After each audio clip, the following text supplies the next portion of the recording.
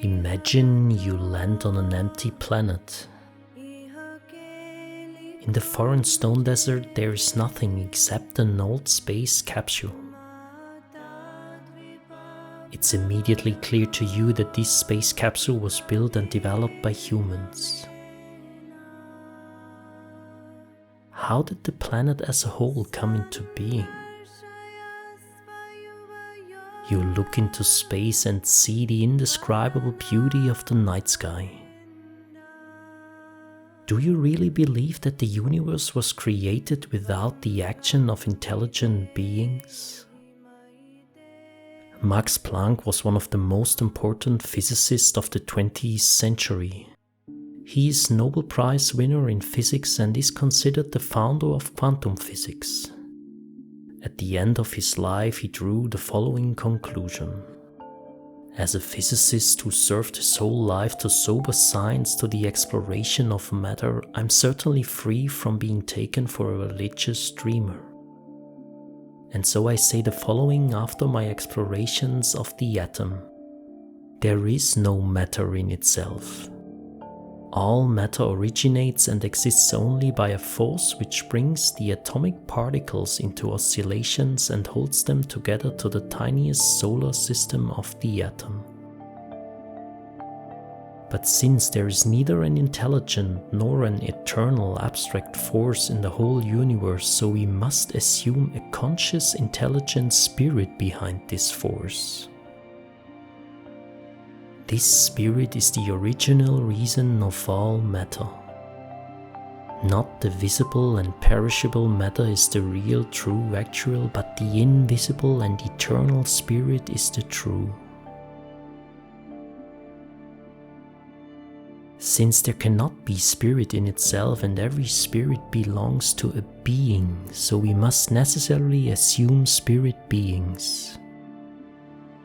But since spirit beings cannot create themselves and must have been created, so I do not hesitate in naming this mysterious creator just as all ancient cultures on earth have named him for millennia, God.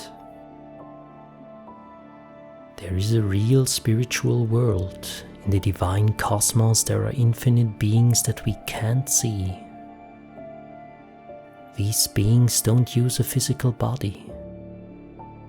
Everything that exists can be traced back to spiritual beings. In Christianity, the community of cosmic beings is called the 9 choirs of angels, in Indian yoga, the devas, and in Jewish Kabbalah, the separate intellects. Spiritual beings are on different hierarchy levels and are far ahead of human beings in their development. According to their degree, they can be arranged to 9 ranks. Thus, they are called angels, archangels, rulers, powers, virtues, dominations, thrones, cherubim and seraphim in ascending order. Different names exist for the same beings in Latin, Greek or Hebrew. The whole universe is a work of wonder. Our physical body is a miracle. Everything was developed and built by these spiritual beings who are above us in the hierarchy. As humans, we are as spiritual beings at the very beginning. It is as if we have just moved out from our parents and are standing on our own feet for the first time.